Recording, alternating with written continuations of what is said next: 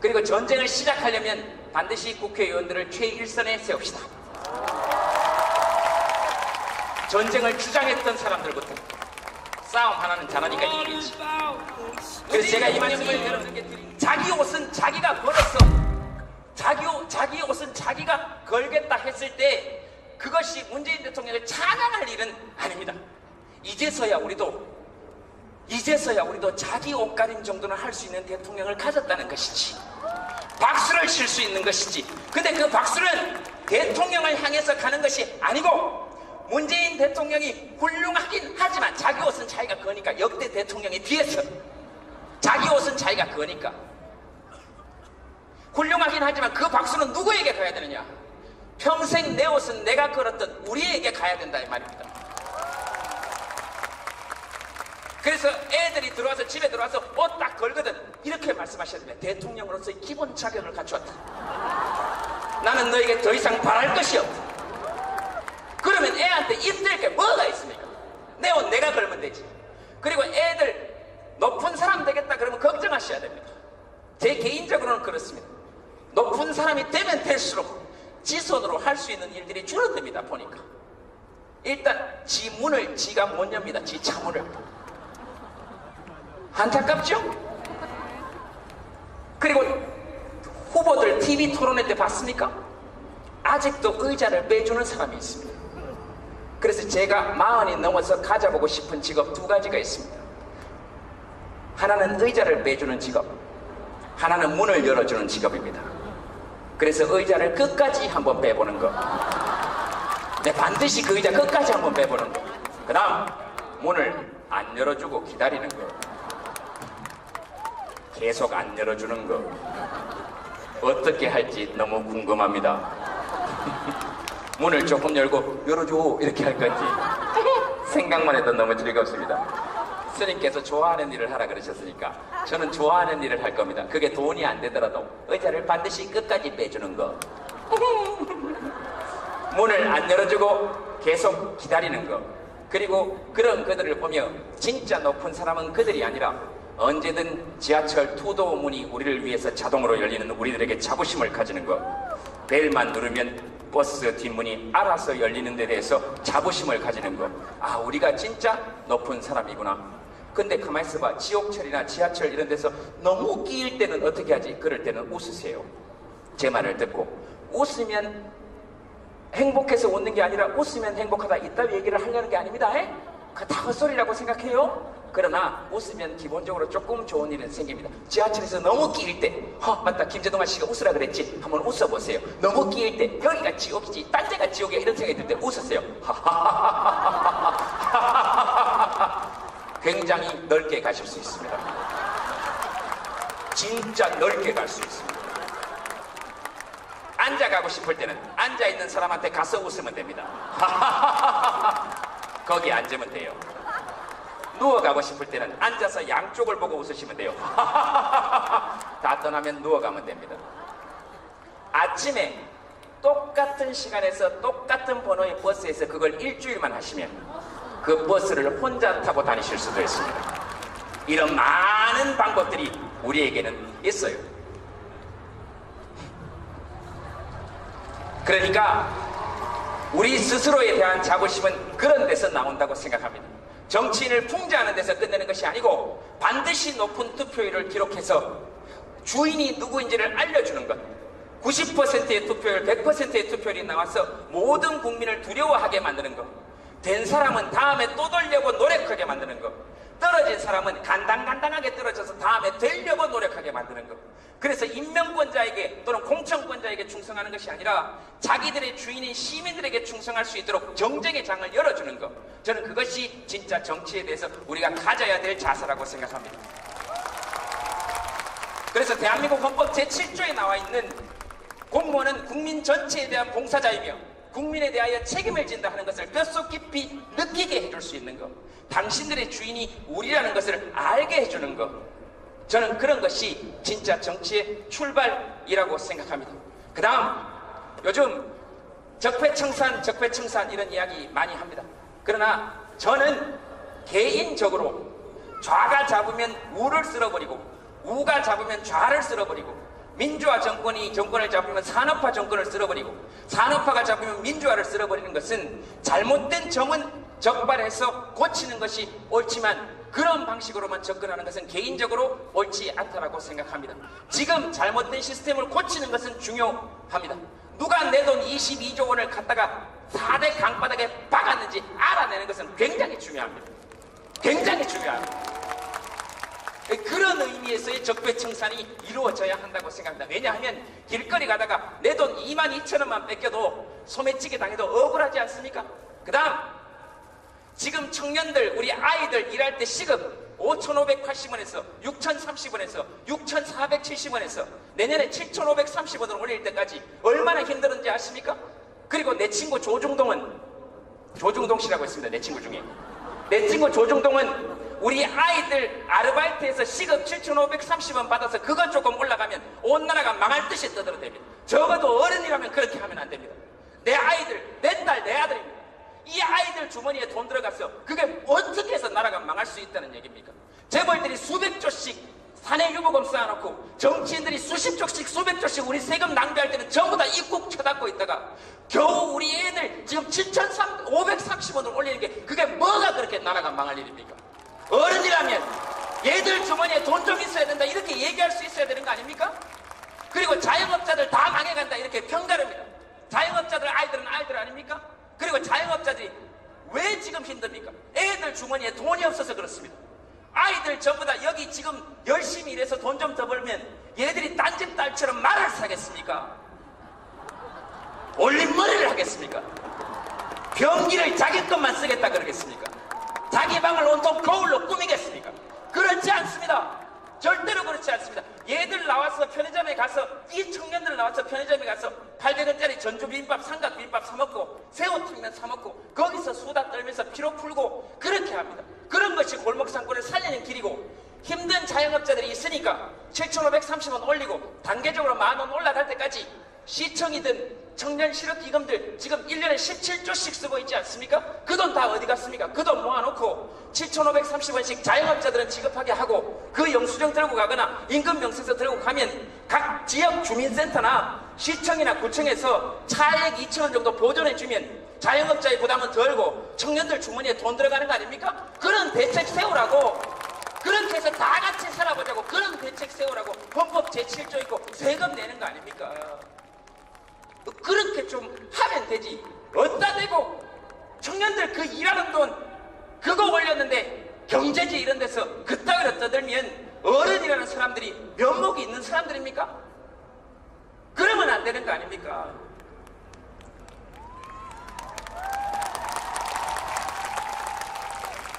그래서 제가 생각하는 진짜 적폐청산은 잘못된 과거의 일, 과거 정권의 일을 밝혀내는 것도 물론 중요한 것이고 밝혀내야죠. 우리 세금 22조 가져가서 강 바닥에 처박아 넣었으면 물어봐야 될 거 아닙니까? 너 그 돈으로 뭐 했니? 그랬더니 로봇 물고기 만들었습니다. 지금 고장나서 쓰지도 못합니다. 제가 밑에 댓글 달았습니다. 물에서 죽은 최초의 물고기다. 우리 돈 가지고 갔어. 그러면 그런 거 물어서 밝혀내야 될 거 아닙니까? 그래야 전두환 같이 자기 나라 국민을 총칼로 찔러 죽인 사람들을 밝혀내야 내 아들 내 딸이 사는 세상에서는 감히 공무원 따위가 감히 국가의 녹을 세금을 받는 우리 돈을 받는 대통령 따위가 자기 나라 국민을 총칼로 찔러 죽이는 일이 우리 자식 세대에서는 일어나서는 안 되는 거 아닙니까? 그러니까 밝혀내야죠. 그리고 우리 애들 딸들 돈 함부로 가져다가 지 돈처럼 쓰면 안 되는 거 아닙니까? 강도가 들면 강도야 하면 인근의 집에서 불만 밝혀져도 그 강도가 도망간다 그러지 않습니까? 그래서 함께 지켜봐야 됩니다. 우리 돈 어디에 쓰는지. 그래서 어두운 곳에 이곳에 이 22조나 더 되는 돈을 싸그리 다 지 돈처럼 쓴 사람이 있다면 이곳에 명명백백하게 불을 밝혀야 됩니다. 이곳에 명명백백하게 불을 밝혀야 됩니다. 그걸 합치면 이곳에 명명백백하게 밝혀야 된다 하면 어쨌든 그렇게 나오는 건데요. 그런 것들을 알아냄과 동시에 제가 생각하는 큰 적폐청산은 40대 이상의 어른들이 10대와 20대, 30대가 살아갈 세상에 우리가 혹시라도 장애물을 만들어 놓았다면 그것을 걷어주고 가는 것이 진짜 적폐청산이라고 생각합니다. 산업화의 공을 이루신 60대, 70대, 80대 아버님, 어머니들과 함께 손잡고 민주화의 공을 이루어낸 50대, 60대, 40대까지 함께 손잡고 산업화 세대와 민주화 세대를 이루어낸 세대적 자부심을 가지고 대신 그 과정 속에서 10대와 20대가 겪어야 될 장애물들이 있다면 싸울 것이 아니고 함께 손잡고 그들의 장애물을 걷어내 주어야 합니다. 그 중에 제일 큰 것이 이 땅에 사는 사람들에게 10대와 20대에게 가장 큰 것으로 해놓은 것이 지금 분단입니다. 40대 어른들은 지금 좌우 진보 보수를 막론하고 이 땅에 사는 10대와 20대들은 더 이상 분단이라는 장애물에 갇혀 살지 않도록 함께 노력해 주어야 그것이 저는 진짜 적폐청산이라고 생각합니다. 그래 주어야 합니다. 그래서 지금의 10대, 20대, 지금 5살, 6살 되는 아이들은 수학여행 갈 때 기차 잡아타고 서울에서 잡아타고 부산에서 잡아타고 대구에서 잡아타고 대전에서 잡아타고 광주에서 잡아타고 평양 거쳐서 블라디보스토크 거쳐서 포르투갈의 리스본까지 수학여행 갈 수 있는 통일 한국 시대의 기반을 닦아주는 것이 40대 이상의 어른들이 이들을 위해서 해줄 수 있는 일입니다.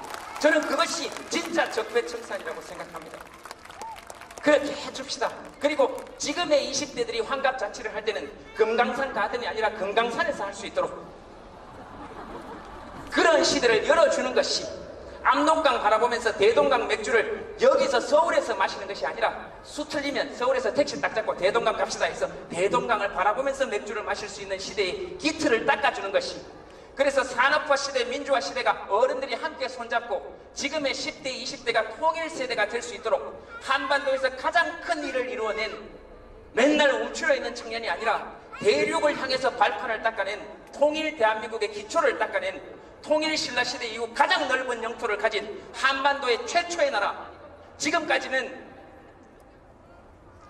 단군의 고조선, 해모수의 부여, 주몽의 고구려, 온조의 백제, 김수로의 가야, 박혁거세의 신라, 대조영의 발해, 왕건의 고려, 이성계의 조선, 고종의 대한제국이었지만 1948년 7월 12일 이후로는 대한국민의 대한민국이기 때문에 이들이 최초로 한반도에 대한국민의 통일 대한민국을 열어낼 수 있도록 함께 힘을 모아서 이들은 전쟁의 위협이 없는 세상에서 살 수 있도록 뜻을 모아서 40대 이상의 어른들이 뜻을 모아야 이들이 사는 세상의 장애물을 걷어낼 수 있다고 생각합니다. 저는 그것이 진짜 적폐청산이라고 생각합니다. 저는 그렇게 생각합니다. 시간이 제가 쓸 수 있는 시간이 거의 다 된 것 같습니다. 끝내야 됩니다 이제. 이런 소리 하지 마세요. 끝내야 됩니다. 자, 그래서 제가 여러분들께 마지막으로 드리고 싶은 말씀은 아까 말씀드렸죠? 저는 쌀 같은 관계가 없습니다. 그래서 저는 앞으로 연애를 하는 것에 집중할 생각입니다. 다시는 이런 큰 자리에 모여가지고 통일, 정치 이런 얘기 저도 별로 하고 싶지 않아요. 그래서 여러분들이 이제 대신 해주셔야 됩니다. 아까도 말씀드린 것처럼 여러분들의 대한민국이기 때문에 북한 정권은 믿다 하더라도 이 땅에 한반도의 평화를 정착시키는 일은 여러분들이 해주셔야 됩니다. 11월 5일이 교수님, 11월 5일입니까? 세종문화회관 앞에 2시 전쟁 반대를 위한 평화실천 시민연대 맞습니까? 제목은 조금 틀렸을 수 있지만 그 장소에 청년 여러분들도 함께 모이셔서 이 땅에 전쟁이 일어난다 하더라도 우리 국민의 동의 없이는 절대로 안 된다는 것을 전 세계에 선언해 주시기 바랍니다. 그래야 우리 아이들이 사는 세상에서는, 여러분들이 사는 세상에서는, 그리고 제가 심정 같아서는 그런 선언하고 싶어요. 전쟁할 거면 40대 이상만 참전하자. 그리고 10대 20대 안 그래도 나라를 위해서 싸우겠지만 이 땅에 전쟁이 일어날 때 가장 먼저 하는 것이 미군 가족들을 피신시키는 거 아닙니까? 왜 우리 가족들에게 그 정도 혜택과 대우 해줄 수 없단 말입니까? 혼자 사는 40대 이상의 남자들만 전쟁에 참전합시다. 강력히 제안합니다. 만약에 그게 아니라면 이 땅에 반드시 평화가 실천되어야 합니다. 그리고 전쟁을 시작하려면 반드시 국회의원들을 최일선에 세웁시다.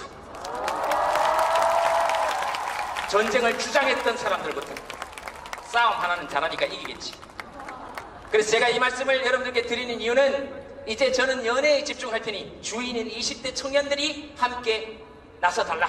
그리고 40대 이상의 어른들은 싸움을 좀 멈추고 이제 아이들을 위한 장애물을 걷어내는 작업에 돌입했으면 좋겠다 하는 것이 저의 생각입니다. 여러분들이 하셔야 됩니다. 왜냐하면 우리 헌법에 그렇게 되어 있습니다. 유구한 역사와 전통에 빛나는 우리 대한국민은 3.1운동으로 건립된 대한민국 임시정부의 법통과 불의에 한가한 4.19 민주이념을 계승하여 조국의 민주개혁과 평화적 통일의 사명에 입각하여 정의 인도와 동포로서 민족의 단계를 더욱 공고히 하고 자율과 조화를 바탕으로 자유민주적 기본질서를 더욱 확고히 하여 정치, 경제, 사회, 문화 모든 영역에 있어서 각인의 기회를 균등히 하고 능력을 최고도로 발휘하게 하며 자유와 권리에 따르는 책임과 의무를 완수하게 하여 안으로는 국민 생활의 균등한 향상을 기하고 밖으로는 항구적인 세계 평화와 인류 공영에 이바지함으로써 우리들과 우리들의 자손들의 안전과 자유와 행복을 영원히 확보할 것을 다짐하며 1948년 7월 12일에 제정하고 8차에 걸쳐 개정된 헌법을 국회 의결을 거쳐 국민 투표에 의하여 개정한다. 이게 우리 헌법 전문입니다. 여기 주어는 대한국민이고 우리와 우리들의 자손의 안전과 자유와 행복을 확보해내는 것이 우리의 의무로 되어 있습니다. 어른들은 어른들의 의무를 하고 청년들은 함께 이 땅의 주인이니까 함께 이런 나라를 꿈꾸면서 나아가 봤으면 좋겠습니다. 진심으로 여러분들을 응원하고 부러워합니다. 감사합니다.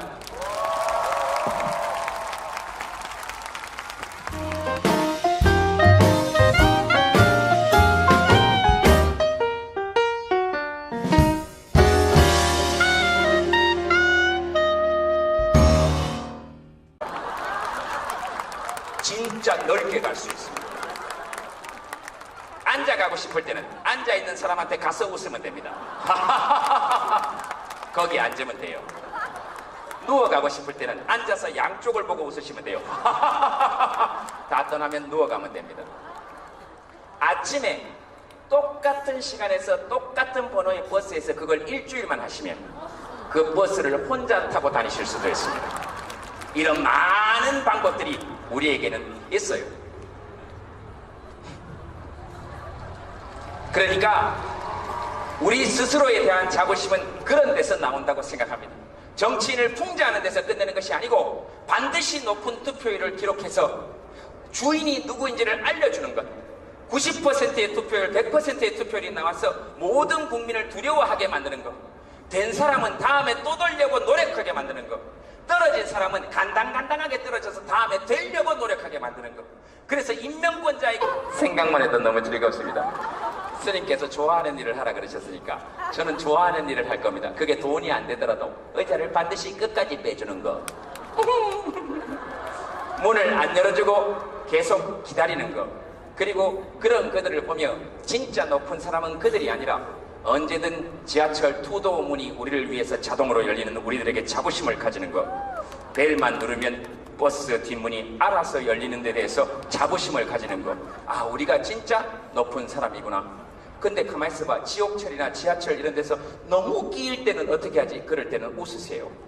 제 말을 듣고. 웃으면 행복해서 웃는 게 아니라 웃으면 행복하다 이따위 얘기를 하려는 게 아닙니다. 그 다 헛소리라고 생각해요. 그러나 웃으면 기본적으로 조금 좋은 일은 생깁니다. 지하철에서 너무 끼일 때 맞다, 김재동아 씨가 웃으라 그랬지. 한번 웃어보세요. 너무 끼일 때 여기가 지옥이지 딴 데가 지옥이야 이런 생각이 들 때 웃으세요. 굉장히 넓게 가실 수 있습니다. 또는 공천권자에게 충성하는 것이 아니라 자기들의 주인인 시민들에게 충성할 수 있도록 정쟁의 장을 열어주는 것. 저는 그것이 진짜 정치에 대해서 우리가 가져야 될 자세라고 생각합니다. 그래서 대한민국 헌법 제7조에 나와 있는 공무원은 국민 전체에 대한 봉사자이며 국민에 대하여 책임을 진다 하는 것을 뼛속 깊이 느끼게 해줄 수 있는 것. 당신들의 주인이 우리라는 것을 알게 해주는 것.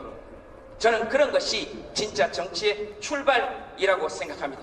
그 다음 요즘 적폐청산 이런 이야기 많이 합니다. 그러나 저는 개인적으로 좌가 잡으면 우를 쓸어버리고 우가 잡으면 좌를 쓸어버리고 민주화 정권이 정권을 잡으면 산업화 정권을 쓸어버리고 산업화가 잡으면 민주화를 쓸어버리는 것은 잘못된 점은 적발해서 고치는 것이 옳지만 그런 방식으로만 접근하는 것은 개인적으로 옳지 않다라고 생각합니다. 지금 잘못된 시스템을 고치는 것은 중요합니다.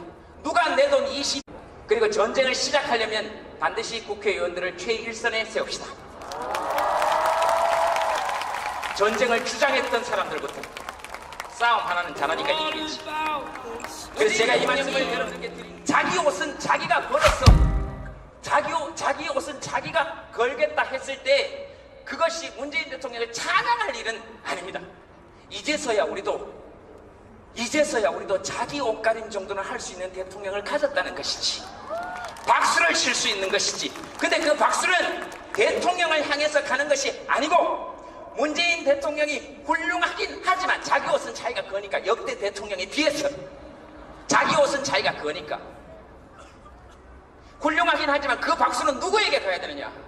평생 내 옷은 내가 걸었던 우리에게 가야 된다 이 말입니다. 그래서 애들이 들어와서 집에 들어와서 옷 딱 걸거든 이렇게 말씀하셔야 됩니다. 대통령으로서의 기본 자격을 갖추었다. 나는 너에게 더 이상 바랄 것이 없다. 그러면 애한테 입댈 게 뭐가 있습니까? 내 옷 내가 걸면 되지.